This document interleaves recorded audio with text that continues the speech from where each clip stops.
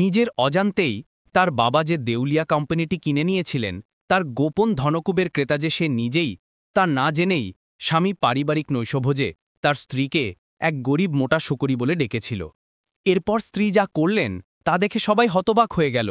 সে শুধু তাকে অপমানই করেনি, বাবার বাড়িতে দীর্ঘ ডাইনিং টেবিলে তার পুরো পরিবার এবং অন্য একজন মহিলার সামনে এই কাজটি সে করেছিল।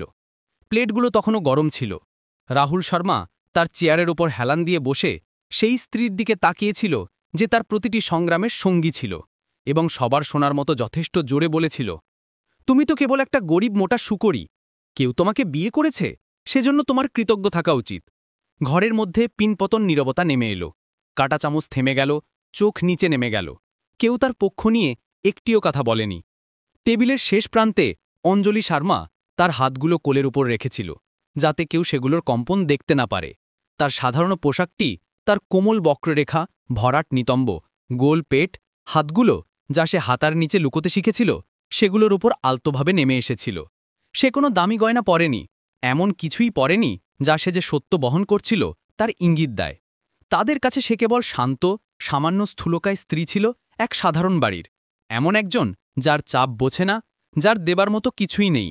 তারা যা জানত না তা হল এটি, যে মহিলাকে সেইমাত্র অপমান করল সেই মহিলাই এর কিছুক্ষণ আগে সম্পূর্ণ ভিন্ন এক গুচ্ছ কাগজে স্বাক্ষর করেছিলেন। প্রতিটি চুক্তিতে সে মোটেই অঞ্জলি শর্মা ছিল না, সে ছিল অঞ্জলি ভার্মা, এক বিশাল ভাগ্যের গোপন উত্তরাধিকারী। গোপনীয়তার আড়ালে একটি কোড করা ফাইলের নামের অধীনে সে নীরবে এমন কিছুর ক্রেতা হয়েছিলেন যা তার বাবা মরিয়া হয়ে বাঁচাতে চেয়েছিলেন। তাদের ব্যর্থ পারিবারিক কোম্পানিটি একটি ঠান্ডা লেবেলের আড়ালে লুকানো ছিল, সম্পদ 44B। রাহুল যখন অভিযোগ করছিল যে সে ছোটখাটো জীবনযাপন করে, কোনো উচ্চাকাঙ্ক্ষা নেই এবং নিজের যত্নও নেয় না, তখন অঞ্জলি ছিল পুরো কার্টার সাম্রাজ্যের ভবিষ্যৎ তার হাতে ধরে রেখেছিল। যে রাতে সে সবার সামনে তাকে ভেঙে দিতে চেয়েছিল, সেই রাতেই অঞ্জলি অবশেষে সিদ্ধান্ত নিল যে সে আর তাকে রক্ষা করবে না। এই গল্পটি কেবল নৈশভোজে একটি অপমান নিয়ে নয়, এটি সেই সম্পর্কে যখন একজন পুরুষ এমন একজন মহিলাকে উপহাস করে যাকে সে সত্যিই চেনে না, আর সে দাঁড়িয়ে থাকে এমন জমিতে যার গোপন মালিক সে নিজেই। প্রিয় দর্শক, এখানে থাকার জন্য ধন্যবাদ। আপনি যদি সাবস্ক্রাইব না করে দেখেন, তবে এটি এমন যেন অঞ্জলি শক্তিকে উপেক্ষা করা হচ্ছে, ঠিক যেমন তারা তাকে সেই টেবিলে উপেক্ষা করেছিল।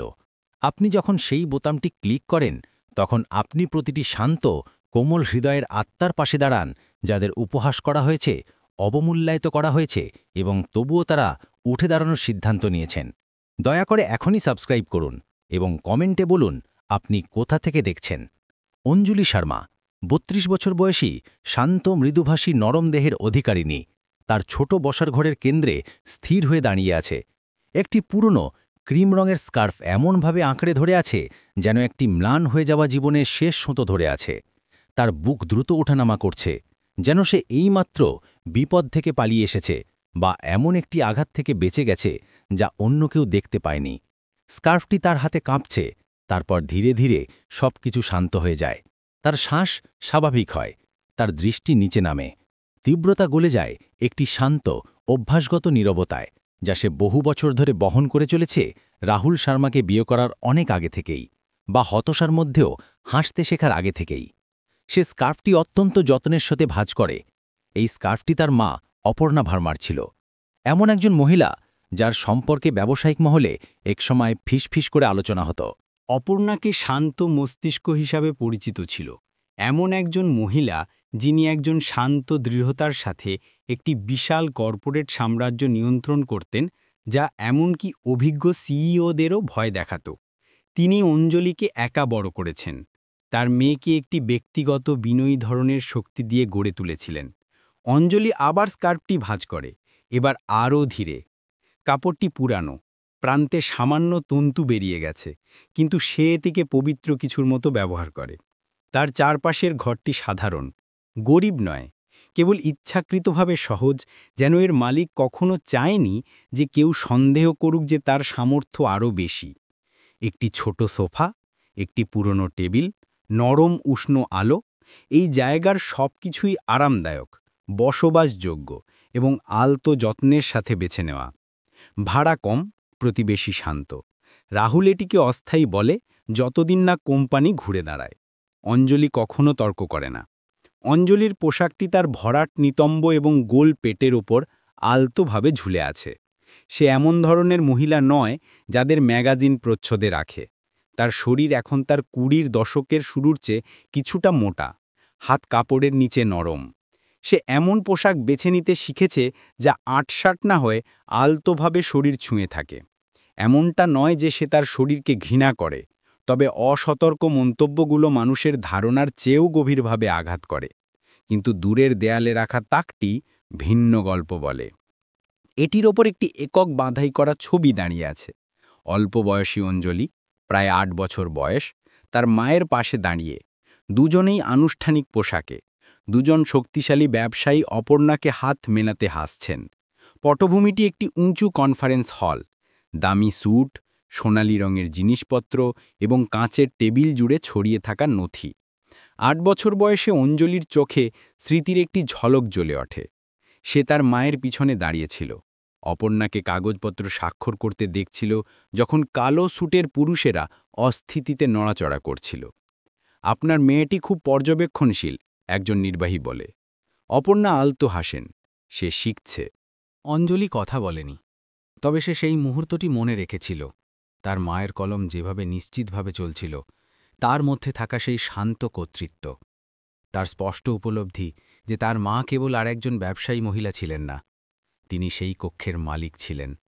সে এটাও মনে রেখেছে যে অপর্ণা গাড়িতে তাকে পরে কি বলেছিলেন, ক্ষমতা দেখানোর জন্য নয় অঞ্জলি, এটি যা গুরুত্বপূর্ণ তাকে রক্ষা করার জন্য। সেই কথাগুলোই অঞ্জলির জীবনের ভিত্তি হয়ে উঠেছিল। বর্তমানে ফিরে এসে অঞ্জলি ছবিটি নিচের তাকে স্কার্ফটি রাখে। তার আঙুলগুলো মুহূর্তের জন্য কাঠির কিনারায় স্থির হয়ে থাকে, যেন নিজেকে স্থির করতে। ১৯ বছর বয়সে পা দেওয়ার সপ্তাহেই অঞ্জলি তার মায়ের সাম্রাজ্যের উত্তরাধিকারী হয়েছিল। এদিকটি অংশ নয়, পুরোটা। শত শত শিল্প জুড়ে বিলিয়ন বিলিয়ন সম্পদ, শেয়ার, কোম্পানি, যা সাধারণ মানুষ নাম শুনেই চিনতে পারে। একটি উত্তরাধিকার যা নীরবে, উদ্দেশ্যমূলকভাবে তৈরি করা হয়েছিল এবং আরও নীরবে হস্তান্তর করা হয়েছিল। আইনত সে সেই কোনো নথিতে তার নাম কখনো পরিবর্তন করেনি। প্রতিটি চুক্তিতে, প্রতিটি ট্রাস্টে, প্রতিটি অধিগ্রহণে সে এখনও অঞ্জলি ভার্মা। শর্মা সেই নাম যা সে দৈনন্দিন জীবনে ব্যবহার করে, বিবাহের জন্য, প্রতিবেশীদের জন্য, পারিবারিক নৈশভোজের জন্য। অর্থের জগতে সে ভার্মা উত্তরাধিকারী, এবং তার আশেপাশের প্রায় কেউই জানে না যে এই দুটি পরিচয় একই মহিলার। অঞ্জলি শপথ করেছিল যে সে কখনো সম্পদকে, তার সম্পর্কগুলিকে সংজ্ঞায়িত করতে দেবে না। মানুষকে তার মাকে ব্যবহার করার চেষ্টা করতে দেখার পরে নয়, অপর্ণাকে অফিসের দরজার আড়ালে কান্না লুকাতে দেখার পরে নয়। তাই অঞ্জলি একটি সাধারণের ছদ্মবেশে জীবন তৈরি করেছিল। সে একটি সাধারণ বিবাহ, একটি সাধারণ বাড়ি, একটি সাধারণ কাজ, একটি সাধারণ চেহারা বেছে নিয়েছিল। সে এমন মহিলা হয়েছিলেন যাকে কেউ হিংসা করত না, যাকে কেউ লক্ষ্যবস্তু করত না, যাকে কেউ সন্দেহ করত না। এবং বছরের পর বছর ধরে সেই ছদ্মবেশ তাকে রক্ষা করেছিল, এখন পর্যন্ত। করিডর থেকে জল চলার শব্দ বন্ধ হয়ে যায়। একটি বাথরুমের দরজা ক্লিক করে। একটি ছায়া দরজার নিচে ম্লান আলোর পাশ দিয়ে সরে যায়। তার স্বামী রাহুল শর্মা, ৩৫ বছর বয়সী। যখন সে চায় তখন আকর্ষণীয়, যখন সে মনে করে কেউ লক্ষ্য করছে না তখন অধৈর্য। তোয়ালে গলায় জড়ানো অবস্থায় করিডোরে বেরিয়ে আসে। অঞ্জলি যে শুনছে তা সে জানে না। তার কণ্ঠস্বর তাদের ভাড়া করা টাউনহাউসের পাতলা দেয়াল ভেদ করে হালকাভাবে প্রতিধ্বনিত হয়। আমি এটা সহ্য করতে পারছি না, সে বিরক্ত হয়ে বিড়বিড় করে। সবসময় এত ধীরে চলে, সবসময় ক্লুলেসের মতো কাজ করে। অঞ্জলি সংক্ষেপে চোখ বন্ধ করে। সে অভ্যস্ত হয়ে গেছে সূক্ষ্ম অসম্মানটিতে, যা তার সুরের মধ্য দিয়ে বেরিয়ে আসে। আকার, অধৈর্যতা, ছোট মন্তব্য যা সে মনে করে সে শুনতে পায় না। সে সবসময় এমন ছিল না, কিন্তু গত ১ বছরে কোম্পানির পতন তাকে কঠিন আর শীতল ব্যক্তিতে পরিণত করেছে। সে বসার ঘরটি সোজা করা শেষ করে। একটি ছোট গাছ জানালার কাছে নিয়ে আসে। টেবিল থেকে একটি ম্লান দাগ মোছে। ছোট কোমল বিবরণে নিয়ন্ত্রণ খুঁজে নেওয়া একজনের নড়াচড়া। যখন সবকিছু তার জায়গায় থাকে তখন সে তার ব্যাগটি তুলে নেয়। সে সামনের দরজা খোলে, থেমে যায়। তার মেরুদণ্ড বেয়ে একটি অদ্ভুত টানাপোড়েন সৃষ্টি হয়। একটি শান্ত সচেতনতা, পরিবর্তনের একটি ফিসফিসি। এই অনুভূতি যে তার পিছনের কিছু অদৃশ্য ইতিমধ্যে স্থানান্তরিত হয়েছে, নিজেকে প্রকাশ করার অপেক্ষায়। অঞ্জলি জানত না কেন সে ইতস্তত করছিল, কেবল এইটুকু যে তার পিছনের পৃথিবী আর আগের মতো অনুভব হচ্ছিল না। দরজার হাতলের ওপর তার হাত শক্ত হয়। আজ কিছু একটা ডিফারেন্ট। আজ সেই একই দিন যখন সে তার পরিবারের লম্বা নৈশতাহলের টেবিলে বসবে। আজই শেষ দিন হবে যখন কেউ তাকে সাধারণ হিসেবে দেখবে। সে বাইরে বেরোনোর সাথে সাথে ঘরের মধ্যে রাহুলের ফোন থেকে একটি চাপা নোটিফিকেশনের শব্দ আসে। এরপর একটি ছোট ভয়েস নোটের একটি শান্ত অপরিচিত মহিলার হাসি শব্দ আসে, যা নীরব হবার আগে শোনা যায়। অঞ্জলি তা শুনতে পায়নি, কিন্তু দর্শকরা পেয়েছিল। রাহুল শর্মা দরজার দিকে পিঠ করে রান্নাঘরে দাঁড়িয়ে আছে। তার কাঁধ কাঁপছে, মানসিক চাপের কারণে নয়, বরং একটি চাপা হাসির কারণে, যা সে লুকানোর চেষ্টা করছে। তার ফোনের আভা তার মুখে আলোকিত হয়, একটি হাসি প্রকাশ করে যা সে অঞ্জলিকে আর দেখায় না। তার স্ক্রিনে জেডব্লিউ অ্যাকাউন্টস নামে সংরক্ষিত একটি যোগাযোগের পাশে আর একটি বার্তা ঝুলছে ওঠে, আর একটি হাসি। সে দ্রুত আগ্রহ এর সাথে টাইপ করে। এটি রাহুলের সেই সংস্করণ যা অঞ্জলি কখনো দেখেনি, সেই সংস্করণ যা তার উষ্ণতাকে অন্য কারোর জন্য বাঁচিয়ে রেখেছিল। ঠিক তখনই সামনের দরজা ক্লিক করে। অঞ্জলি আলতোভাবে প্রবেশ করে। রাহুল তাৎক্ষণিকভাবে শক্ত হয়ে যায়। সে তার ফোনটি এমনভাবে পকেটে ঢুকিয়ে নেয় যেন এটি ভঙ্গুর এবং নিষিদ্ধ কিছু। সে ঘোরার আগেই তার হাসি উধাও হয়ে যায়। অঞ্জলি এর কিছুই বুঝতে পারেনি। সে কাছে আসার সাথে সাথে কেবল একটি অদ্ভুত গন্ধ পায়, একটি মিষ্টি সুগন্ধি যা সে ব্যবহার করে না। এটি তার শার্টের সাথে আলতোভাবে লেগে থাকে, এমন একটি ভূতের মতো যা চলে যেতে অস্বীকার করে। সে থেমে যায়, চোখের পাতা অর্ধ সেকেন্ডের জন্য শুরু হয়। কিন্তু অঞ্জলি প্রকৃতিগতভাবে কোমল। সে তার স্বামীকে সন্দেহ করার আগে তার নিজের সন্দেহকে অবিশ্বাস করে। তার কণ্ঠস্বর নরম থাকে। দীর্ঘদিন গেল, সে জিজ্ঞাসা করে। রাহুল জোরে, অতি নাটকীয়ভাবে দীর্ঘশ্বাস ফেলে, যেন তার উপস্থিতি ক্লান্তিকর। হ্যাঁ, চাপযুক্ত। আমি ক্লান্ত, সে বলে, ফ্রিজের দিকে যাওয়ার জন্য তাকে পাশ কাটিয়ে যায়। পরিবর্তনটি সূক্ষ্ম, তবে আঘাতকারী। অঞ্জলি তা অনুভব করে, দর্শকরা তা অনুভব করে। রাহুল তার প্রশ্নের উত্তর দেয়নি, সে তা এড়িয়ে গেছে। এবং তার সুরটি কেবল ক্লান্ত ছিল না, তা ছিল অগ্রাহ্য করার মতো। সে একটি পানীয় নেয়, দ্রুত খোলে এবং কাউন্টারে হেলান দেয় এমন একজনের নীরব অধৈর্য নিয়ে, যে অন্য কোথাও থাকতে চায়। অঞ্জলি আলতোভাবে আবার চেষ্টা করে। আপনার বাবার কোম্পানি সব ঠিক আছে তো? রাহুল বিরক্ত হয়ে কাঁধ ঝাঁকায়। সবসময় কিছু না কিছু থাকে, আর সত্যি বলতে তুমি বুঝবে না। তুমি সত্যিই জানো না চাপ কেমন লাগে। অঞ্জলির হাত সামান্য শক্ত হয়, তার বুক একটি ছোট দংশন অনুভূত হয়, কিন্তু সে তা লুকিয়ে ফেলে। সে তার সারা জীবন চাপ সহ্য করেছে, এমন চাপ যা সে কখনো কল্পনাও করেনি। কিন্তু সে তার সত্য দিয়ে তাকে ভারাক্রান্ত না করার সিদ্ধান্ত নিয়েছিল। তার কাছে সে একজন সাধারণ কাজ এবং সাধারণ জীবন নিয়ে থাকা একজন মহিলা, এমন কেউ নয় যে বিলিয়ন বিলিয়ন লুকোনো সম্পদের উপর বসে থাকে। রাহুল এখন নিজের সাথেই বেশি কথা বলতে থাকে। কখনো কখনো আমি চাই তোমার আরও বেশি প্রেরণা, আরও উচ্চাকাঙ্ক্ষা থাকুক, পরিবারকে সাহায্য করার মতো কিছু থাকুক, কেবল সাধারণ হয়ে না থেকে। 1 সেকেন্ডের জন্য তার চোখ তার শরীরের উপর দিয়ে যায়, তার কোমরের নরম বক্ররেখার উপর দিয়ে, যেভাবে তার পোশাক তার পেটের উপর স্থির থাকে। তার মুখ প্রায় অলক্ষ্যে বেঁকে যায়। তুমি নিজের যত্ন নেওয়ার জন্য চেষ্টা করো না, সে নিচু স্বরে যোগ করে। শব্দগুলো শান্ত, ক্ষতিটা নয়। সে জানত না যে মহিলাকে সে উপহাস করেছিল, সেই মহিলা কলেজ শেষ করার আগেই পুরো বাজারকে রূপধানের চুক্তিপত্রে স্বাক্ষর করেছিলেন। রাহুলের ফোন আবার কেঁপে ওঠে। সে চমকে ওঠে। অঞ্জলি এবার তার লক্ষ্য করে। তার চোখ তার পকেটে, তারপর তার দিকে যায়। তার বুক ভেঙে যায়। এমনটা নয় যে সে জানে কি ঘটছে, বরং সে বুঝতে পারে যে সে চায় না যে সে আর কিছু জানুক। উত্তেজনা ভাঙার জন্য অঞ্জলি বসার ঘরের দিকে পা বাড়ায়, কিন্তু করিডোর পার হবার সময় সে রাহুলের কণ্ঠস্বর নিচু হতে শোনে। সে তার ফোনে ফিসফিস করে কথা বলছে। সে দেওয়ালের ঠিক বাইরেই স্থির হয়ে যায়। রাহুল বলে, হ্যাঁ, সে এখনও একই রকম, এত সাধারণ। আমি ওরকম কারোর সাথে কিছু করতে পারি না। সে আমাকে বিব্রত করে। অঞ্জলির শ্বাস বন্ধ হয়ে যায়, পুরোপুরি নয়, তবে এতটাই যে তাকে নিজেকে দেওয়ালের সাথে ধরে রাখতে হয়। সে শুনতে পায় না সে কার সাথে কথা বলছে। সে অন্য প্রান্তে মৃদু হাসি শুনতে পায় না। সে কেবল খণ্ড খণ্ড অংশ শুনতে পায়, বেদনাদায়ক বাক্যাংশের টুকরোগুলি, যা সে যা আশা করেছিল তার চেয়েও গভীরভাবে বিঁধে যায়। তার চোখ নরম হয়ে আসে, অশ্রুতে নয়, বরং এক শান্ত যন্ত্রণায়। সে তাকে শোনার আগে সে মুখ ফিরিয়ে নেয়। সে তার মুখোমুখি হয় না। সে কখনো কঠোরতার সাথে কঠোরতার মুখোমুখি হয় না। সে নিজের মধ্যে রিট্রিটেড হয়, ঠিক যেমন তাকে শেখানো হয়েছিল। অঞ্জলি বিশ্বাস করেছিল যে সে যাকে বিয়ে করেছিল সেই মানুষটি এখনও তার ভেতরে কোথাও আছে। কিন্তু সে ভুল ছিল। রাহুল এখনও ফোন হাতে নিয়ে করিডর থেকে বেরিয়ে আসে। অঞ্জলি বসার ঘরে একটি ম্যাগাজিন পড়ার ভান করে দাঁড়িয়ে আছে। তার ভঙ্গি শান্ত, কিন্তু চোখ দূরবর্তী। ম্যাগাজিনটি উল্টো দিকে ধরা। সে তা লক্ষ্যও করে না। সে পরিবর্তনটি লক্ষ্য করে না। সে তার ম্লান হয়ে যাওয়া আশা লক্ষ্য করে না। সে আর তার সম্পর্কে কিছুই লক্ষ্য করে না। সে একবারও না তাকিয়ে তাকে পাশ কাটিয়ে চলে যায়। রাহুল যখন শোবার ঘরে অদৃশ্য হয়ে যায়, তখন তার ফোন আবার কেঁপে ওঠে। এবার জোরে। সে দরজা বন্ধ করার আগে একটা মহিলার ভয়েস মেসেজ সংক্ষেপে বাজানো হয়। তোমাকে এখনই মিস করছি, মাইক। আর যখন অঞ্জলি তার মূল্য নিয়ে প্রশ্ন তুলছিল, তখন তার বাবার ভেঙে পড়া কোম্পানি তাদের সমস্ত গোপনীয়তা আলোকে আনতে চলেছিল। অলোক শর্মা, ৬২ বছর বয়সী, রাহুলের বাবা এবং তাদের পারিবারিক কোম্পানির সিইও, তার অফিসের ডেস্কে এক স্টুপ আর্থিক প্রতিবেদন আছড়ে ফেলেন। কাগজপত্র মেঝেতে ছড়িয়ে পড়ে।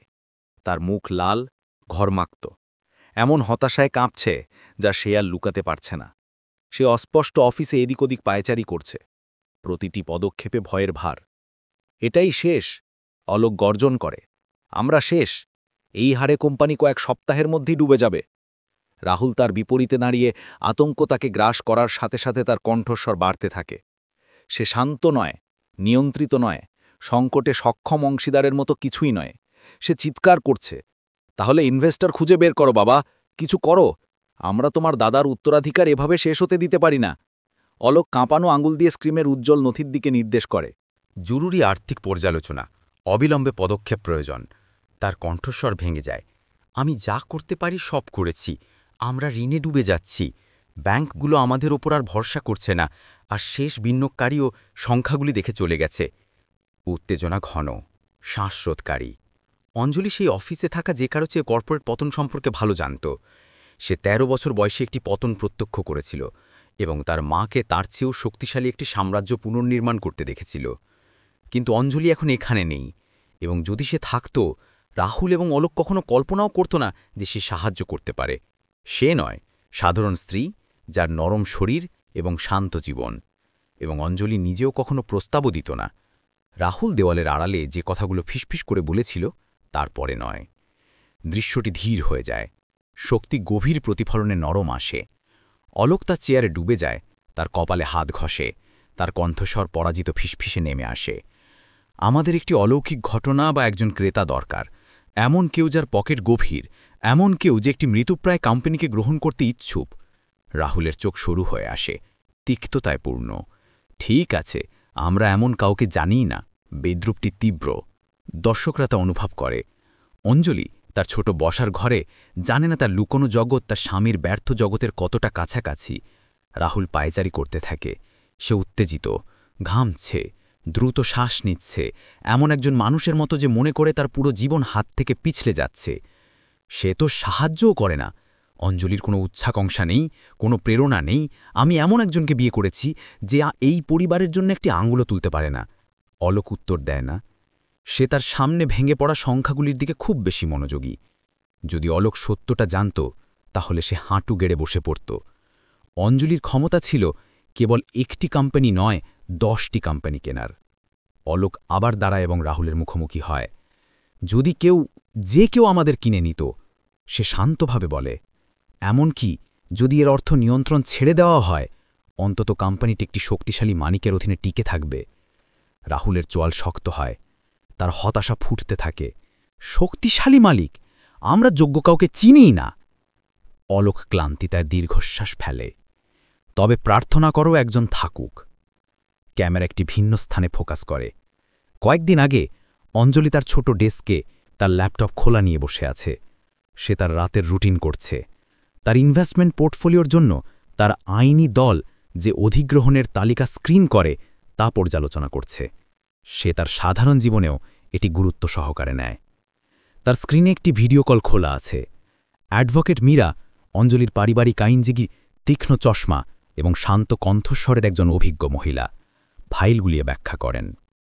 এই পরেরটি অঞ্জলি চিহ্নিত করা হয়েছে সম্পদ 44B। এটি একটি সংগ্রামরত কোম্পানি। আমরা এটি সম্পূর্ণরূপে ভেঙে পড়ার আগেই কিনে নেওয়া সুপারিশ করছি। দাম অনুকূল এবং পরিচয় গোপন থাকবে। আমাদের পরীক্ষা আপনার বিদ্যমান হোল্ডিংগুলির সাথে কোনো দ্বন্দ্ব দেখায় না। অঞ্জলি আলতোভাবে মাথা নাড়ে, কলম দিয়ে ডেস্কে টোকা দেয়। সেক্টর? সে জিজ্ঞাসা করে। ম্যানুফ্যাকচারিং এবং লজিস্টিক্স। অ্যাডভোকেট মীরা উত্তর দেন। পুরনো পরিবার পরিচালিত কাঠামো, ভালো চুক্তি, দুর্বল সাম্প্রতিক ব্যবস্থাপনা। আপনার মা ঘুমিয়ে যে ধরনের কোম্পানিকে ঘুরে দাঁড়াতেন। অঞ্জলির স্ক্রিনে কেবল চার্ট, অনুপাত এবং কোড করা শনাক্তকারী রয়েছে। কোনো ব্র্যান্ড নাম নেই, কোনো পরিচিত লোগো নেই। পুরো আইনি নাম কার্টার ইন্ডাস্ট্রিজ কেবল অ্যাডভোকেট মীরার অভ্যন্তরীণ নথিতেই উপস্থিত। অঞ্জলির গণসার সংক্ষেপে কখনো নয়। অঞ্জলি একটি শান্ত নিশ্চয়তার সাথে একটি নথিতে স্বাক্ষর করে। এগিয়ে যান, সে বলে। অধিগ্রহণ অনুমোদন করুন। আইনি শৃঙ্খলে থাকা সকলের কাছে সে অঞ্জলি ভার্মা একটা হোল্ডিং কোম্পানির মাধ্যমে কাজ করছে। সিস্টেমের কাছে শর্মা কেবল নামের একটি দীর্ঘ তালিকার মধ্যে আরেকটি পদবি। তার স্বামীর সাথে এর কোনো যোগসূত্র করার কোনো কারণ নেই। অঞ্জলি জানে না যে সে তার স্বামীর পারিবারিক কোম্পানিটি কিনে নিয়েছে। অঞ্জলি ল্যাপটপ বন্ধ করার সাথে সাথে স্ক্রিনটি সংক্ষেপে ঝলসে ওঠে। বন্ধ হওয়ার ঠিক 1 সেকেন্ড আগে কোম্পানির পুরো নাম দেখায়। অঞ্জলি তা দেখতে পায় না, কিন্তু দর্শক না পায়। Carter industries. সে সত্যটা জানতে পারার আগে কাগজপত্র ইতিমধ্যে স্বাক্ষরিত হয়ে যাবে এবং দখলের তারিখ পাথরের মতো সেট হয়ে যাবে। অঞ্জলির ল্যাপটপের স্ক্রিনটি জ্বলে ওঠে। তার অস্পষ্ট বসার ঘরটিকে একটা ঠান্ডা নীল আভায় ভরিয়ে তোলে। এনক্রিপ্টেড ভিডিও কলটি স্থিতিশীল হওয়ার আগে জোরে, প্রায় সহিংসভাবে বেজে ওঠে।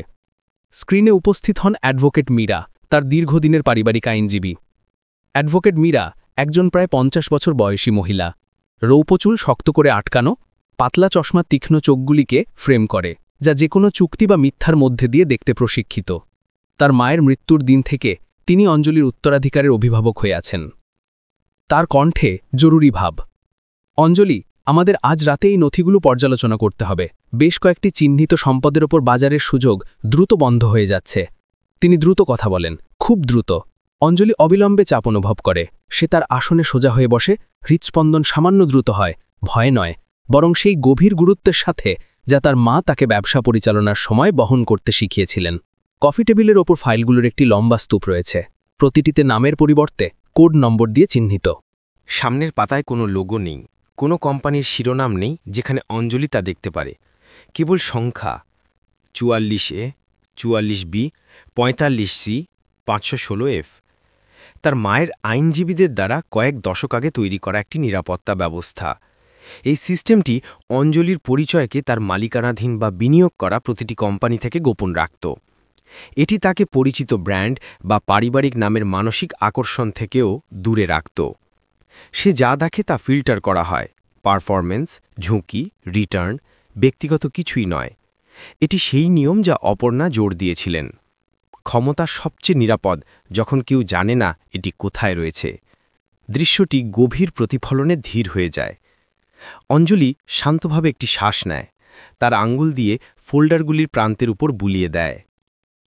সে বহুবার এই রুটিন করেছে, ফাইল পড়া, অনুমোদন স্বাক্ষর করা, অ্যাডভোকেট মীরার দলকে গভীর খননের জন্য বিশ্বাস করা। এই সমস্ত বছরে তার পরিচয় গোপনীয়তা একবারও ভাঙা হয়নি এবং তার ব্যক্তিগত জীবন কখনোই তার পোর্টফোলিওর সাথে ওভারল্যাপ করেনি। অ্যাডভোকেট মীরা তার নিজস্ব নথির কপি উল্টান। এই পরবর্তী অধিগ্রহণটি গুরুত্বপূর্ণ। তিনি একটি পাতায় টোকা দিয়ে বলেন, সম্পদ 44B। এটি একটি ব্যর্থ কোম্পানি, কিন্তু এর শক্তিশালী কাঠামোগত মূল্য রয়েছে। আমাদের গবেষণা দেখায় যে সঠিক মালিকের সাথে এটি লাভে ফিরে আসতে পারে। বর্তমান পারিবারিক নেতৃত্ব আবেগপ্রবণ এবং অতীতের সাথে সংযুক্ত, তবে বাঁচানোর মতো একটি মেরুদণ্ড আছে। অঞ্জলি আলতো করে মাথা নাড়ে। তাদের সন্দেহ করার কোনো কারণ তার নেই। অ্যাডভোকেট মীরা তার কথা চালিয়ে যান, কণ্ঠস্বর নিম্ন। আরও একটি বিষয় আছে।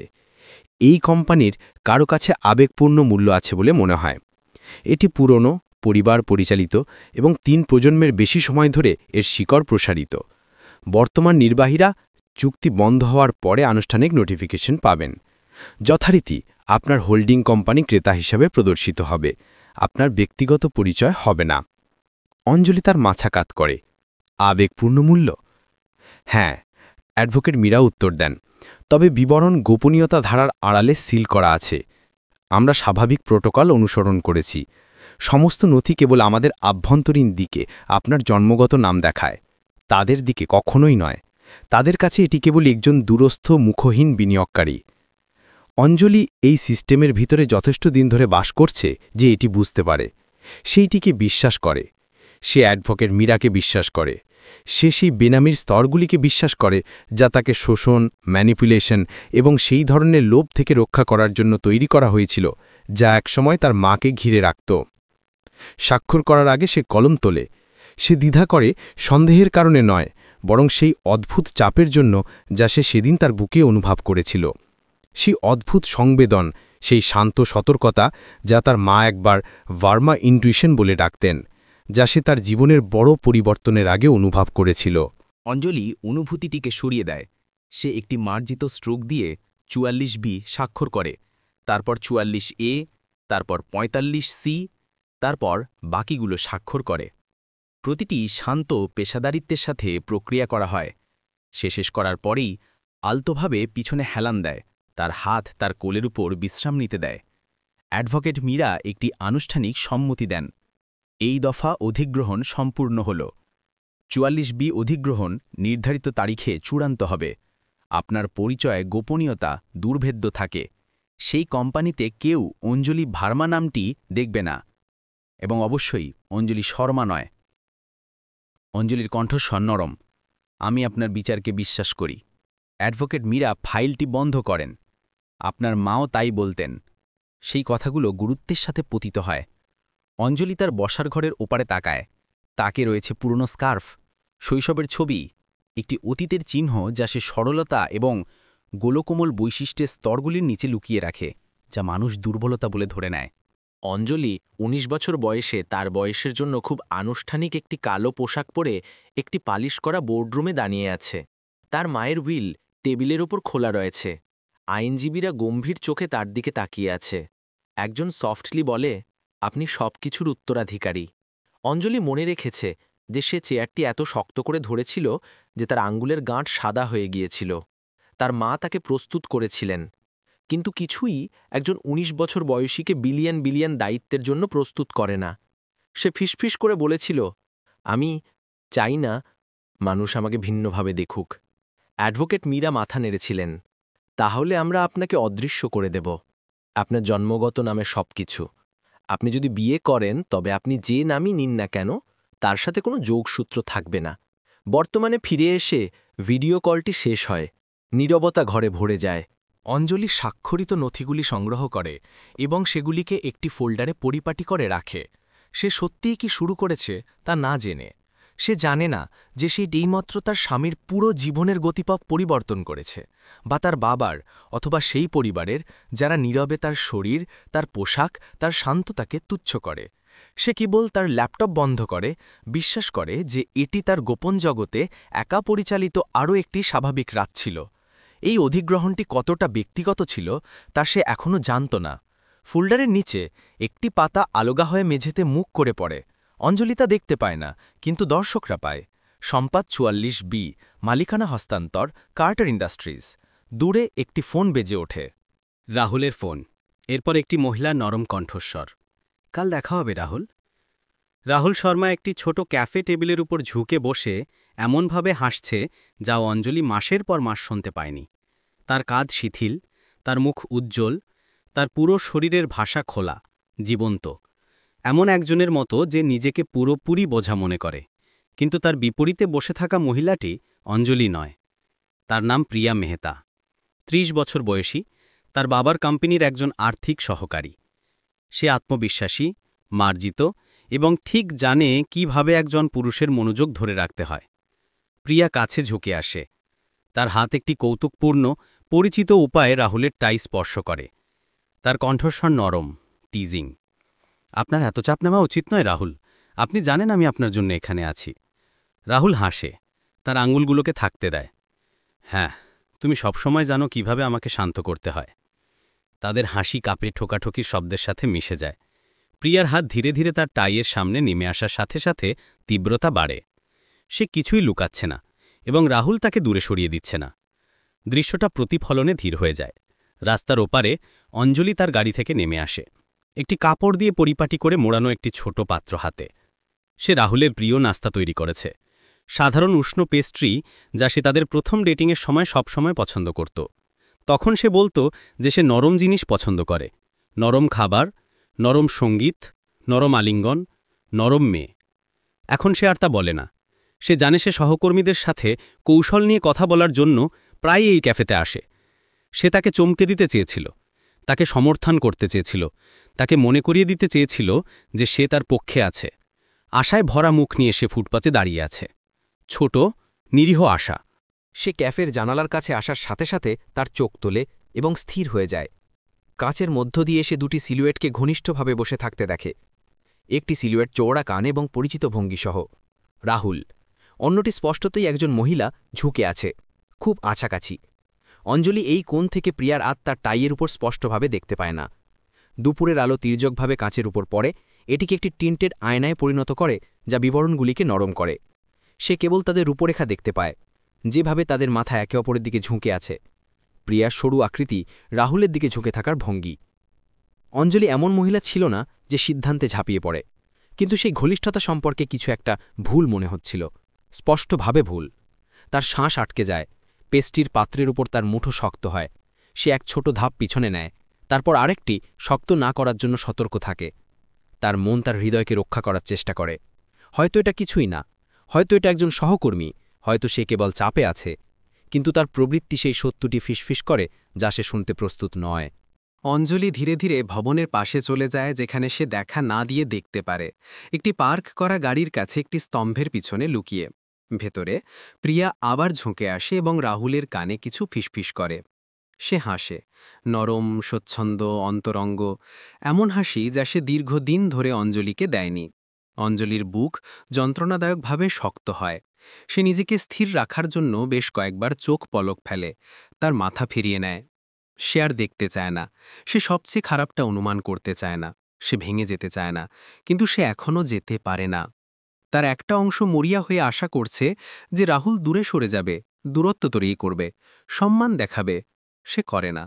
প্রিয়া তার হাত তার বাহুতে রাখে, সে তাকে থাকতে দেয়। অঞ্জলি এমন কিছু অনুভব করল যা সে বছরের পর বছর ধরে অনুভব করেনি। রাগ নয়, বরং তার পাঁজরের ভেতরে একটি শান্ত ফাঁকা ভেঙে পড়া। ক্যাফের ভেতরে কার্টার ইন্ডাস্ট্রিজের একজন জুনিয়র কর্মচারী অন্য একটি টেবিলে একা বসে আছে।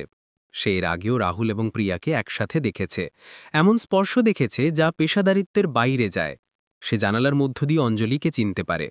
সে রাহুলের ডেস্কে তার ছবি দেখেছে, ফ্রেমে থাকা ছবির চেয়ে বাস্তবে আরও নরম এবং পূর্ণ। সে তাকে পিছিয়ে যেতে দেখে, সে যেভাবে পাত্রটি বুকে চেপে ধরে তা দেখে। সে তাকে মুখ ফিরিয়ে নিতে দেখে। সে নীরবে তার ফোন তোলে এবং কাঁচের মধ্য দিয়ে একটি একক ছবি তোলে। রাহুল এবং প্রিয়া কাছাকাছি, কোনটি এতটাই ইঙ্গিতপূর্ণ যে রাহুলকে যে ভালোবাসে সে অসুস্থ বোধ করবে। সে অঞ্জলিকে ব্যক্তিগতভাবে চেনে না, কিন্তু সে জানে যে তার এটা দেখা উচিত। অঞ্জলি অপেক্ষা করে। সে এতক্ষণ অপেক্ষা করে যে মিনিটগুলো ঘণ্টার মতো মনে হয়। সে অপেক্ষা করে যতক্ষণ না তার হাতে থাকা পেস্ট্রিগুলো পুরোপুরি ঠান্ডা হয়ে যায়। অবশেষে রাহুল হঠাৎ উঠে দাঁড়ায়, দরজার দিকে এমনভাবে তাকায় যেন তার কোথাও দেরি হচ্ছে। প্রিয়া তার হাতার উপর স্পর্শ করে। তুমি কি আরেকটু বেশি থাকতে চাও না? রাহুল হাসে। না, সম্ভব না। আমার স্ত্রী প্রশ্ন করা শুরু করবে। তারপর সে হাসে যেন স্ত্রী শব্দটি অপ্রয়োজনীয় কিছু। সে একা বেরিয়ে যায়, তার শার্টের কলার ঠিক করতে করতে। সে কোণার কাছে দাঁড়িয়ে থাকা অঞ্জলিকে দেখতে পায় না। সে তার পিছনে পেস্ট্রির পাত্রটি লুকিয়ে ফেলে। তার মুখে রাগ বা অশ্রু দেখায় না, কেবল শান্ত বিভ্রান্তি, এমন একটি ব্যথা যা সে এখনও নাম দিতে শেখেনি। রাহুল তাকে লক্ষ্য না করেই পাশ কাটিয়ে চলে যায়। সে খুব বেশি বিভ্রান্ত। ক্যাফের ভিতরে এইমাত্র যা ঘটেছে তার কারণে খুব বেশি হতবিহ্বল। অঞ্জলি তাকে চলে যেতে দেখে। তার হৃদয় এমন প্রশ্নে ভারাক্রান্ত যা সে জিজ্ঞাসা করতে খুব ভয় পায়। সে তাকে অনুসরণ করে না, সে তার মুখোমুখি হয় না। সে কেবল ফিরে যায়, পেস্ট্রিগুলোকে এমনভাবে আঁকড়ে ধরে যেন সেগুলো তার দিনের শেষ নরম অংশ। অঞ্জলি সবসময় মানুষকে জায়গা দিতে বিশ্বাস করেছে, চাপ দিতে নয়। তার মা তাকে শিখিয়েছিলেন প্রমাণ ছাড়া কখনো অভিযোগ না করতে। নিশ্চিততা ছাড়া কখনো বিশ্বাস ভঙ্গ না করতে। আর অঞ্জলি জানে যে সাম্প্রতিক মাসগুলোতে চাপ রাহুলকে বদলে দিয়েছে। সে কয়েক মাস ধরে নিজেকে এই কথাটাই বলে আসছে। তাই এখনও তার বুকে সন্দেহ জ্বললেও সে নীরবতা বেছে নেয়। অস্বীকার নয়, অন্ধত্ব নয়, কেবল সতর্ক শান্ত অপেক্ষা। সে এখনও বিশ্বাস করতে চায় যে সে সেই পুরুষটি যাকে সে বিয়ে করেছিল। তার হৃদয় সত্য জানত, কিন্তু তার মন মিথ্যের জন্য ভিক্ষা করছিল। অঞ্জলি যখন তার গাড়িতে ফিরে আসে তখন তার ফোন বেজে ওঠে। একটি অস্থায়ী মাস্ক করার লাইন থেকে তৈরি একটি অজানা নম্বর থেকে একটি বার্তা আসে। আপনি তার সাথে সময় কাটানো ব্যক্তিকে জানার যোগ্য। সাথে একটি ঝাপসার ছবি সংযুক্ত। অঞ্জলি যখন ছবিটিতে ট্যাপ করে তখন তার বুড়ো আঙুল কাঁপতে থাকে। ছবিটি লোড হয়। রাহুল, প্রিয়া, একই ক্যাফে। তার স্বামী সামান্য বেশি ঝুঁকেছিল। অঞ্জলির শ্বাস বন্ধ হয়ে যায়। আর সেই রাতে চূড়ান্ত আঘাত আসবে। কেবল খাবারে ভরা টেবিলে নয়, সাক্ষীতে ভরা টেবিলে। রাহুল তার চেয়ারটি টাইলসের মেঝেতে এত জোরে পিছন দিকে ঠেলে মারে যে শব্দটি ডাইনিং রুমে বজ্রপাতের মতো প্রতিধ্বনিত হয়। প্রতিটি কাঁটা চামচ শূন্যে স্থির হয়ে যায়, প্রতিটি কণ্ঠস্বর মরে যায়, এমনকি ওপরের উষ্ণ আলো এক মুহূর্তের জন্য ম্লান হয়ে যায় বলে মনে হয়। তার মুখ হতাশায় বিক্ষিপ্ত, তার চোয়াল শক্ত হয়ে যায়, তার চোখ এমন ক্রোধে জ্বলছে যা অঞ্জলি মাসের পর মাস ধরে বেড়ে উঠতে অনুভব করেছে। এটা হাস্যকর। সে যতটা প্রয়োজন তার চেয়ে বেশি জোরে, যতটা আশা করা হয়েছিল তার চেয়ে বেশি জোরে চিৎকার করে। সে তার বাবার ওপর চিৎকার করছে না, তার ভাইয়ের ওপরও নয়, প্রিয়ার ওপরও নয়, সে অঞ্জলির ওপর চিৎকার করছে। সে লম্বা টেবিলের শেষ প্রান্তে শক্ত হয়ে বসে আছে। শর্মা পরিবারের পছন্দের জন্য খুব বিনয়ী পোশাকে, খুব শান্ত, খুব কোমল, খুব বেশি সে।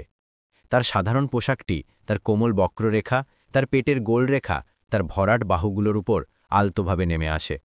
একই শরীর যা রাহুল একসময় কাছে টেনে নিয়ে নরম এবং নিখুঁত বলত, এখন তাকে বিরক্ত করছে বলে মনে হচ্ছে। প্রিয়া রাহুলের মায়ের কাছে বসে আছে। শেষ মুহূর্তে আমন্ত্রিত একজন সহকর্মী হওয়ার ভান করছে। সে ভালোভাবে ভূমিকা পালন করছে। ছোট হাসি, মৃদু হাসি এবং রাহুলের দিকে এমন দৃষ্টি দিচ্ছে যা খুব দীর্ঘস্থায়ী হয়। তীব্রতা ঘরটিকে জিম্মি করে রাখে। অঞ্জলি যখন এসেছিল, রাহুলের মা তাকে একটি শক্ত হাসি এবং আরও শক্ত মন্তব্য করেছিলেন।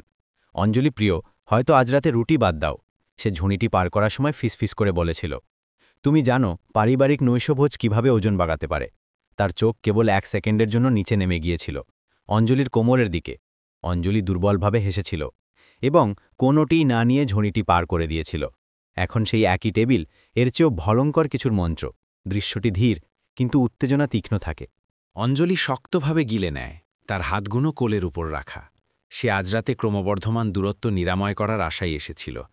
সে এমন একটি খাবারও প্রস্তুত করেছিল যা তার মা একবার প্রশংসা করেছিলেন, একটি বেক করা ক্যাসেরোল যা সে উভয় হাতে নিয়ে এসেছিল। গাল সামান্য লাল হয়ে গিয়েছিল। আশা করেছিল এটি পরিবেশ নরম করবে, কিন্তু সে আসার মুহূর্তেই সে পরিবর্তনটি অনুভব করেছিল। সেই শক্ত হাসি, সেই বিশ্রী নীরবতা। প্রিয়া যেভাবে তাকে গোপন বিজয়ের সাথে দেখছিল, যেন সে ইতিমধ্যেই এমন কিছু জানে যা অঞ্জলি জানে না। অঞ্জলি তার কণ্ঠস্বরকে স্থির করার চেষ্টা করে। আমি ভিন্ন মত পোষণ করার চেষ্টা করছিলাম না রাহুল, আমি কেবল জিজ্ঞাসা করেছিলাম যদি। রাহুল তাকে একটি বিদ্রুপের সাথে কেটে দেয়। অঞ্জলি আবার শুরু করলে, এমন বিষয় নিয়ে কথা বলছো যা তুমি বোঝো না। প্রিয়া তার গ্লাসের আড়ালে একটি হাসি লুকায়। রাহুলের বাবা গলা পরিষ্কার করেন, কথোপকথনটি দূরে সরানোর চেষ্টা করেন, কিন্তু রাহুল শেষ করেনি। তার সিস্টেমে অ্যালকোহল, তার শিরায় চাপ এবং তার পরিবার ও প্রিয়াকে দর্শক হিসাবে পাওয়ার মধ্যে একটি নিষ্ঠুর আরাম রয়েছে। অঞ্জলি তার দৃষ্টি নামিয়ে নেয়। সে শান্তি চায়, ঝগড়া নয়, কিন্তু আজ রাতে শান্তি আসবে না। রাহুল তার প্লেট দূরে ঠেলে দেয় এবং প্রতিটি শব্দ থেকে অহংকার ঝরে পড়ার সাথে সাথে পিছনে হেলান দেয়। সত্যি বলতে অঞ্জলি, তুমি কথা বলা বন্ধ করো না কেন? তুমি তো কখনোই কাজের কথা কিছু বলো না। ঘরটি ভয়াবহ নীরব হয়ে যায়। অঞ্জলির শ্বাস আটকে যায়, কিন্তু সে উত্তর দেয় না। এর আগেও তার সাথে এভাবে কথা বলা হয়েছে। এর আগেও সে আঘাত লুকিয়েছে। এর আগেও সে নীরবে ব্যথা গিলেছে। কিন্তু এবার রাহুল থামে না। তার কণ্ঠস্বর কদর্য এবং অনিয়ন্ত্রিতভাবে বেড়ে যায়। তুমি তো কেবল একটা গরিব মোটা শুকরি। কেউ তোমাকে বিয়ে করেছে, সেজন্য তোমার কৃতজ্ঞ থাকা উচিত। শব্দগুলি ঘরের মধ্যে বিস্ফোরিত হয়। প্রতিটি মুখ পরিবর্তিত হয়। আঘাত, অস্বস্তি, জোর করে উদাসীনতা। রাহুলের মা মুখ ফিরিয়ে নেন, চোখ চকচক করছে, কিন্তু ঠোঁট বন্ধ। তার বাবা শক্ত হয়ে যান, কিন্তু কিছু বলেন না। দৃশ্যটির জন্য লজ্জায় চোয়াল শক্ত, তার ছেলের জন্য নয়। তার ভাই এমনভাবে গলা পরিষ্কার করে যেন সে তা শোনেনি। প্রিয়া সরাসরি অঞ্জলির দিকে তাকায় এবং হাসে। তারা সবাই দেখেছিল, তারা সবাই শুনেছিল, এবং তারা সবাই নীরবতা বেছে নিয়েছিল, কারণ যে ব্যক্তি এটি বলেছিল তারা তার ওপর নির্ভরশীল ছিল বা তাই ভেবেছিল। অঞ্জলি জমে যায়।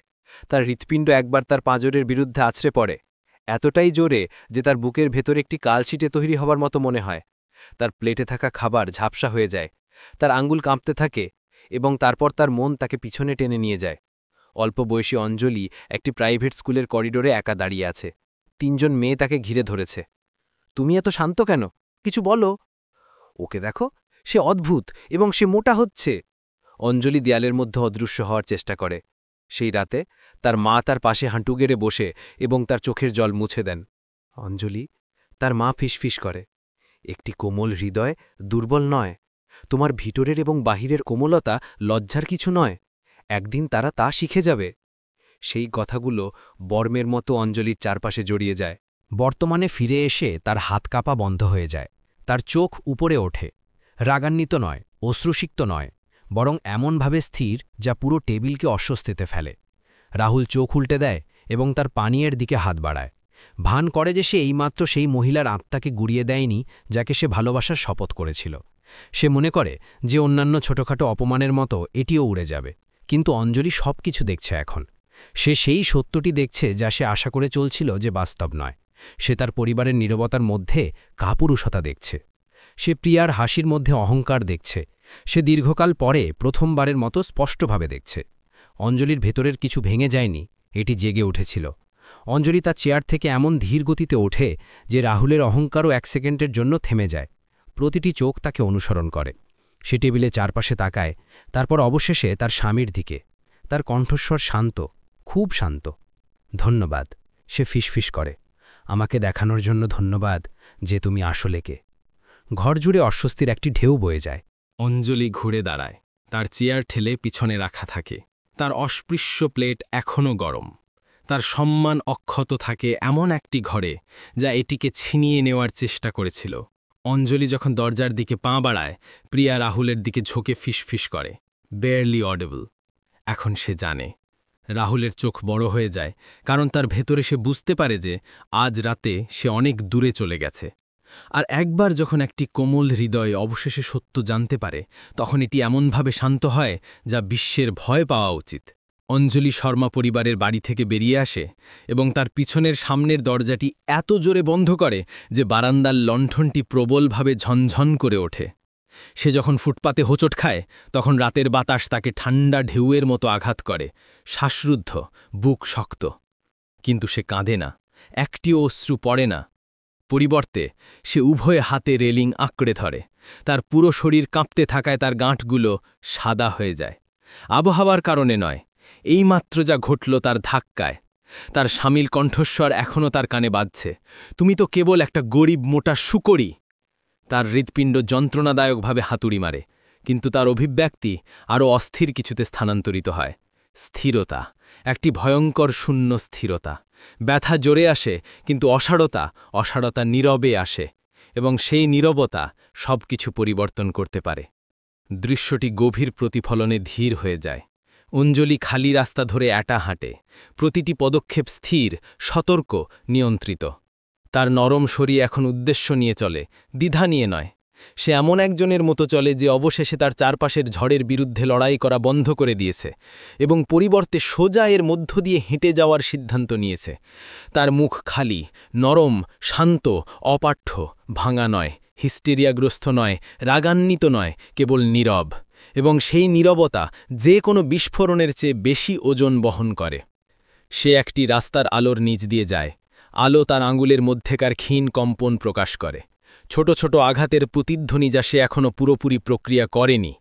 সে এক মুহূর্তের জন্য থেমে যায় এবং তার বুকে একটি হাত চেপে ধরে। কোনো অশ্রু নেই, কোনো কান্না নেই, কেবল তার ভেতরে একটি অদ্ভুত ফাঁপা নীরবতা। এই সেই মুহূর্ত ছিল যখন অঞ্জলি গুরুত্বপূর্ণ কিছু উপলব্ধি করে। সে আর এমন একজন পুরুষের দ্বারা ভালোবাসার প্রয়োজন অনুভব করে না যে তাকে দেখতে ভুলে গেছে। সে একটি ছোট পাথরের বেঞ্চের সামনে থামার আগে আরও এক ব্লক হাঁটে। সে ধীরে ধীরে বসে, তার ভঙ্গি এখনও সোজা, তার হাতগুলো তার কোলের উপর পরিপাটি করে ভাঁজ করা। তার পোশাক রাতের খাবারের কারণে সামান্য কুঁচকে গেছে, তার চোখের কোণে মেকআপ সামান্য ঘষে গেছে, কিন্তু সে তা ঠিক করার জন্য হাত বাড়ায় না। সে সামনে তাকিয়ে থাকে, কিন্তু তার মন অনেক দূরে। অঞ্জলি অতীত নিয়ে ভাবে কিভাবে সে সর্বদা কোমল, ধৈর্যশীল, ক্ষমাশীল হবার চেষ্টা করেছিল, কিভাবে সে বিশ্বাস করেছিল যে ভালোবাসা দূরত্ব ঠিক করতে পারে, কিভাবে সে রাহুলকে তার কাছে ফিরে আসার প্রতিটি সুযোগ দিয়েছিল, কিভাবে সে তার শরীরের ছোট ছোট মন্তব্যগুলিকে স্ট্রেস হিসাবে কথা বলার অজুহাত দিয়েছিল, সেগুলোর আসল রূপের পরিবর্তে অবজ্ঞা। কিন্তু আজ রাতে সে সেই শেষ ভঙ্গুর সুতোটি নষ্ট করে দিয়েছে। তার হৃদয়ে আর ভঙ্গুর অনুভব করে না, এটি শান্ত অনুভব করে, এখনও শান্ত। অঞ্জলি তার চিবুক তোলে এবং আলতো করে নিঃশ্বাস ছাড়ে, আর সেই শ্বাসের সাথে তার অসারতা নতুন কিছুতে রূপান্তরিত হয়। উদ্দেশ্য, সিদ্ধান্তের মুহূর্ত। সে তার ব্যাগে হাত দেয় এবং তার ফোন বের করে। তার বুড়ো আঙুল কেবল 1 সেকেন্ডের জন্য দ্বিধা করে, আগে একটি নম্বরে ডায়াল করে। সে প্রায় কখনোই ব্যবহার করে না যদি না কিছু গুরুতর হয়। প্রায় সঙ্গে সঙ্গে একটি কণ্ঠস্বর উত্তর দেয়। অ্যাডভোকেট মীরা, তার মায়ের পুরনো বন্ধু এবং এখন অঞ্জলির প্রধান আইনজীবী, আলতো করে কথা বলেন। অঞ্জলি, সব ঠিক আছে তো? অঞ্জলির সুর শান্ত, খুব শান্ত। হ্যাঁ, অধিগ্রহণের তারিখ পরিবর্তন করুন। অ্যাডভোকেট মীরা বিভ্রান্ত শোনায়। কবে? আগামীকাল সকালে, অঞ্জলি বলে। আমি ব্যক্তিগতভাবে সেখানে থাকব। আমি নিজেই বোর্ডের সাথে কথা বলতে চাই। এর পরের নীরবতা সংক্ষিপ্ত কিন্তু ভারী। অ্যাডভোকেট মীরা অঞ্জলিকে যথেষ্ট ভালো জানেন যে তার কণ্ঠের পরিবর্তন শুনতে পান, কোমলতা থেকে শান্ত ইস্পাতে পরিবর্তন। যেমন আপনি চান, অ্যাডভোকেট মীরা উত্তর দেন। আমি সব সামলে নেব। আমি অন্য পক্ষকে জানিয়ে দেব যে নতুন মালিকের প্রতিনিধি একটি মিটিং চান। অঞ্জলি কলটি শেষ করে। তার হৃৎস্পন্দন বাড়ছে না, তার শ্বাস কাঁপছে না, সে স্পষ্টতা ছাড়া আর কিছুই অনুভব করে না। অঞ্জলি বেঞ্চ থেকে উঠে আসে এবং ধীর, ইচ্ছাকৃত পদক্ষেপে বাড়ি ফেরে। সে নীরবে ঘরে প্রবেশ করে।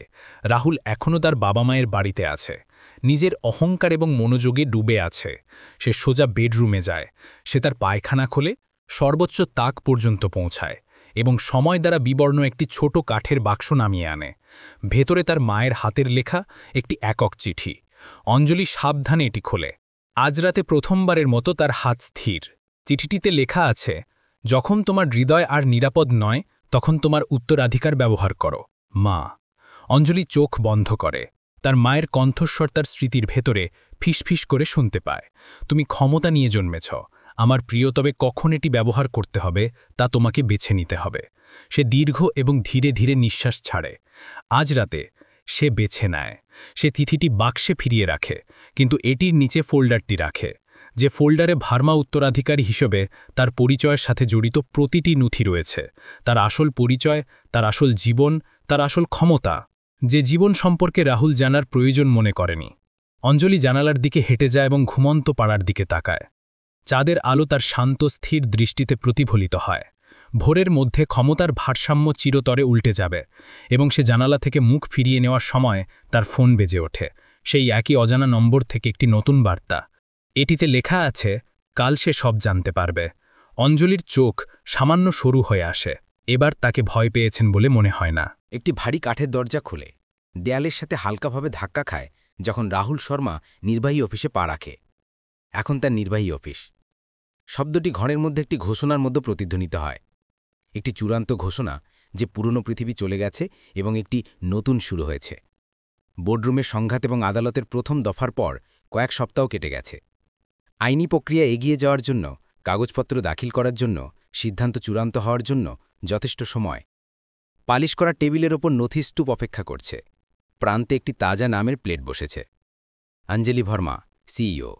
শর্মা নয়, কারো স্ত্রী নয়, তার নাম, তার পরিচয়, তার ক্ষমতা। আলো তার চারপাশে আলতো করে জ্বলছে, তার মুখের শান্ত শক্তিকে হাইলাইট করছে। তার স্যুট তার নরম কাঠামোকে পরিষ্কার এবং পেশাদারভাবে মানিয়ে নেয়। তাকে এমন স্টেরিওটাইপের মতো দেখায় না যে মানুষ বিলিয়নের শুনলে আশা করে, বা তারা মোটা শুনলে যে ব্যঙ্গচিত্র কল্পনা করে। তাকে এমন দেখাচ্ছে যা সে নিয়ন্ত্রণে থাকা। দৃশ্যটি গভীর প্রতিফলনে ধীর হয়ে যায়। অঞ্জলি বড় ডেস্কে বসে একটি ফ্রেম করা মিশন স্টেটমেন্টের নিচে কেন্দ্রীভূত, যা সে লেখেনি, তবে সম্ভবত শীঘ্রই আবার লিখবে। সে সিইও নথিগুলোর চূড়ান্ত স্তূপের দিকে হাত বাড়ায়, শান্ত নির্ভুলতার সাথে প্রতিটি পৃষ্ঠা উল্টায়। তার হাত কাঁপে না, তার শ্বাস নিয়ন্ত্রিত, তার হৃদয় স্থির। অবশেষে বছরের পর বছর ধরে সে যে ধ্রুবক যন্ত্রণা বহন করেছিল তা থেকে মুক্ত। সে তার পতন উদযাপন করতে এখানে আসেনি, সে তার মায়ের কাছ থেকে উত্তরাধিকার সূত্রে পাওয়ার টুকরোগুলি পুনর্নির্মাণ করতে এখানে এসেছিল, যে উত্তরাধিকার সে নীরবতায় রক্ষা করেছিল। অঞ্জলি শেষ পৃষ্ঠায় স্বাক্ষর করে। তারপর সে তার পার্স খোলে এবং একটি ছোট চিঠি বের করে, যেটি তার মা বছর আগে লিখেছিলেন। সেইটি আবার খোলে, যদিও সে প্রতিটি শব্দ মুখস্থ জানে। যখন তোমার হৃদয় আর নিরাপদ নয়, তখন তোমার উত্তরাধিকার ব্যবহার করো। অঞ্জলি মুহূর্তের জন্য কাগজটি তার বুকে চেপে ধরে। এই সময় সে দুঃখ অনুভব করে না, সে কৃতজ্ঞতা অনুভব করে। তার মা তাকে এর জন্য প্রস্তুত করেছিলেন, প্রতিশোধের প্রয়োজন ছাড়াই অসম্মান থেকে দূরে সরে যাওয়ার জন্য তাকে প্রস্তুত করেছিলেন, তার কণ্ঠস্বর না তুলে লম্বা হয়ে দাঁড়ানোর জন্য তাকে প্রস্তুত করেছিলেন, তার কাছে যে শক্তি রয়েছে তা নিয়ে বা শরীরে বাঁচতে প্রস্তুত করেছিলেন, কোনোটির জন্য ক্ষমা না চেয়ে। সে চিঠিটি পার্সে ফিরিয়ে রাখে এবং আলতোভাবে বন্ধ করে। শহরের অন্য প্রান্তে রাহুল পরিণতি ভোগ করছে। বিবাহ বিচ্ছেদের ডিক্রি কয়েকদিন আগে এসেছে, স্বামী হিসাবে সুযোগ সুবিধা সরানো হয়েছে, কোম্পানিতে দাবি নেই, তার সম্পত্তির দাবি নেই, তার জীবনের দাবি চলে গেছে।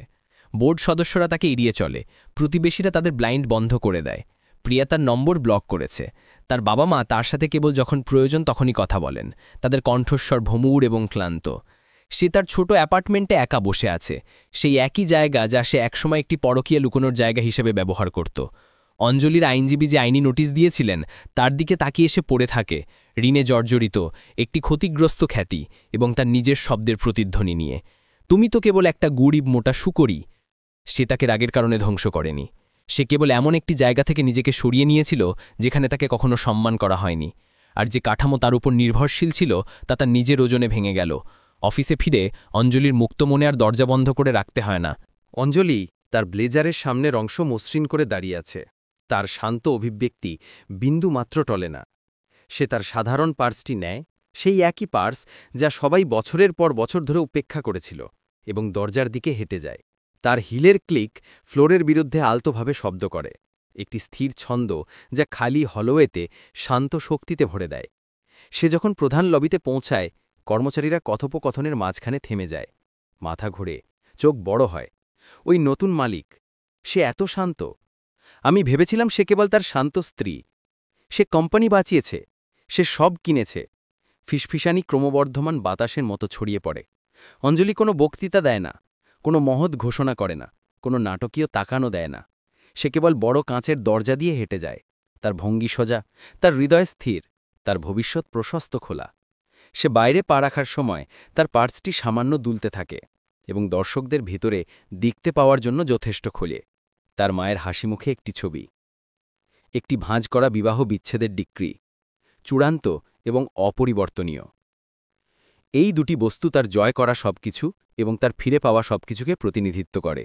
যারা শান্ত তারা খুবই দুর্বল হয় না, তারা কেবল তাদের শক্তি দেখানোর জন্য সঠিক মুহূর্তের অপেক্ষা করে। অঞ্জলি সূর্যের আলোতে হেঁটে যায়, আর লুকিয়ে নেই, আর অবমূল্যায়িত নয়, আর ভীত নয়। তার পিছনের দরজাগুলো একটি নরম শব্দে বন্ধ হয়ে যায়, ফেড আউট, এবং সেই বন্ধ দরজার পিছনে কোথাও একজন পুরুষ খুব দেরিতে বুঝতে পারে যে সে যে মহিলাকে হারিয়েছে তাকে সে কখনো চিনতই না। সমাপ্ত।